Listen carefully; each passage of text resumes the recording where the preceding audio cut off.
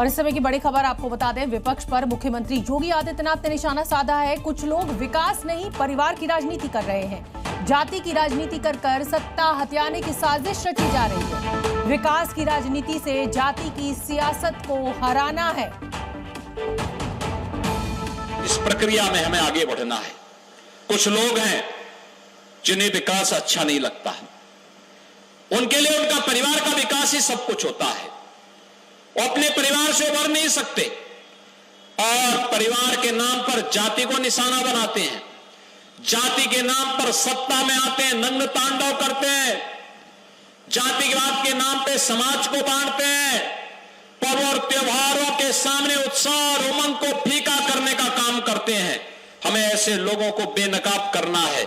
दिल्ली में मिली हार के बाद से अरविंद केजरीवाल पंजाब में हैं। अब दिल्ली की मुख्यमंत्री रेखा गुप्ता ने पंजाब जाकर उन्हें खुली चुनौती देते हुए कहा कि यहां भी वो केजरीवाल का पीछा नहीं छोड़ेंगे। इसके लिए आशीर्वाद लेने आई हूं और केजरीवाल जी को बोल दिया कि तेरा पीछा न छोड़ूंगी मैं।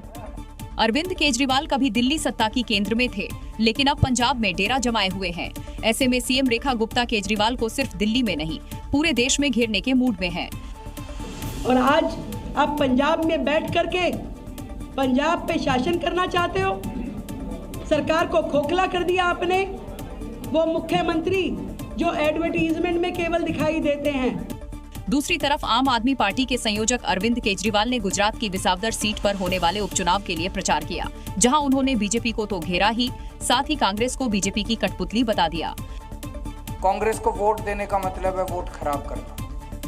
कांग्रेस को वोट देके और कांग्रेस आज भाजपा की कठपुतली बन गई है, भाजपा के इशारे पे चल रही है।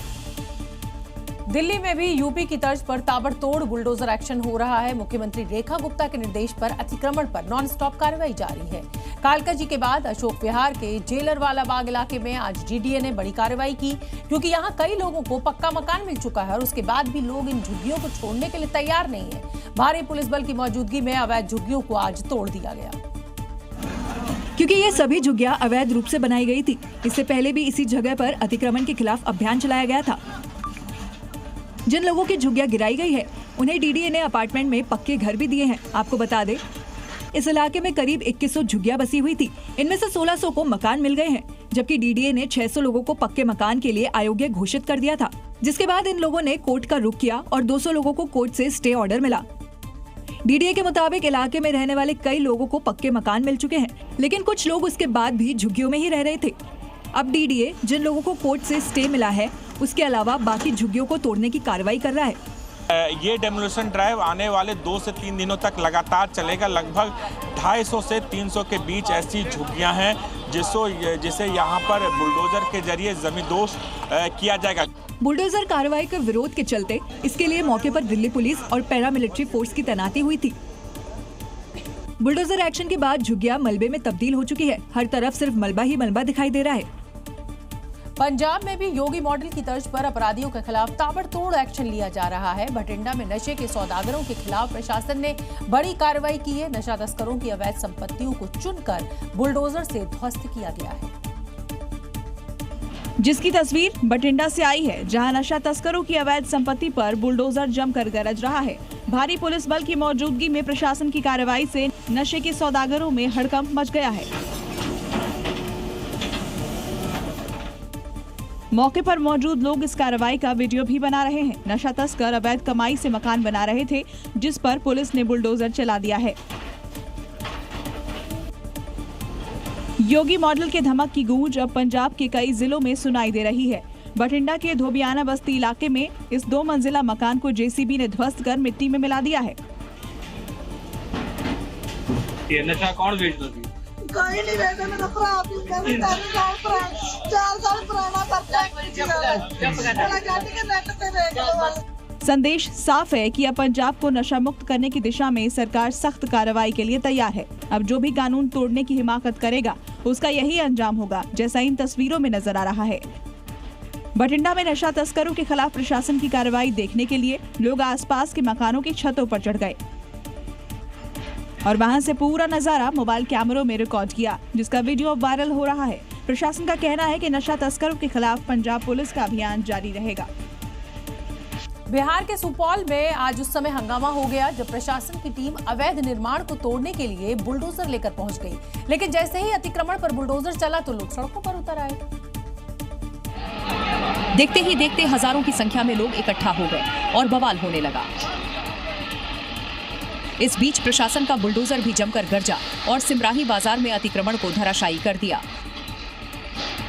इस दौरान नगर पंचायत सिमराही के कार्यपालक पदाधिकारी वीणा वैशाली, सीओ रश्मि प्रिया, बीडीओ ओम प्रकाश सहित थानाध्यक्ष और भारी पुलिस बल की तैनाती की गई, लेकिन प्रशासन ने जैसे ही अतिक्रमण हटाओ अभियान शुरू किया, सिमराही बाजार में अफरा तफरी मच गई। हालांकि इसके बावजूद भी अतिक्रमण हटाने के लिए प्रशासन का बुलडोजर चलता रहा।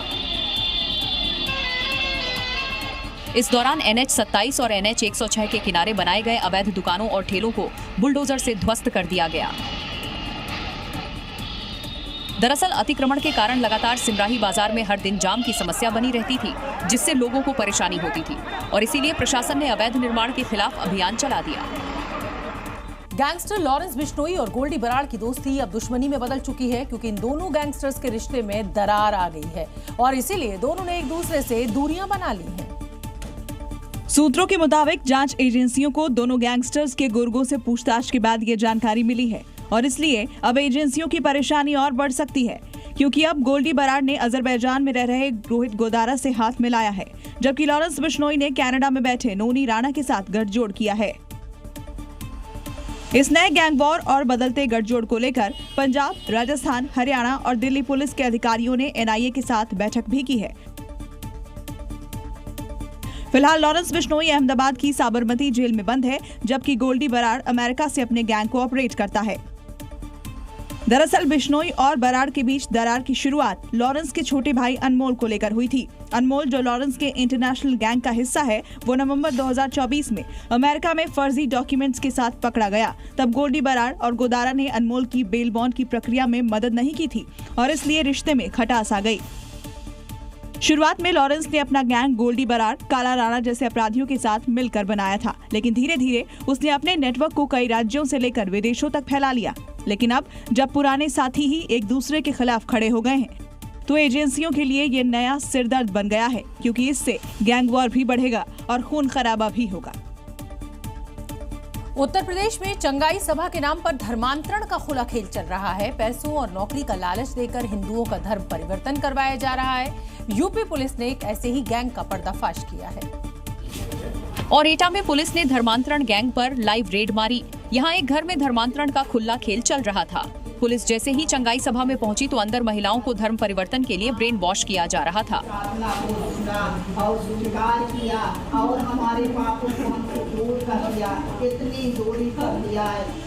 अंदर एक शख्स कुछ उपदेश देते दिखाई दे रहा था, जबकि उसके सामने कुछ महिलाएं बैठी थीं। पुलिस ने गैंग का पूरा वीडियो रिकॉर्ड किया। वहां पुलिस को बाइबल मिशनरी से जुड़े दस्तावेज मिले। पुलिस ने मौके से 4 लोगों को गिरफ्तार किया है। आरोप है कि ये लोग लोगों को नौकरी और पैसों का लालच देकर धर्म परिवर्तन करवाते थे।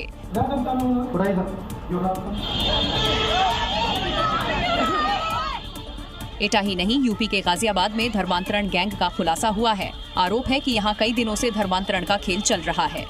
सूचना के बाद मौके पर पुलिस पहुंची तो लोगों ने विरोध शुरू कर दिया, जिसके बाद पुलिस ने कई लोगों को हिरासत में भी लिया है।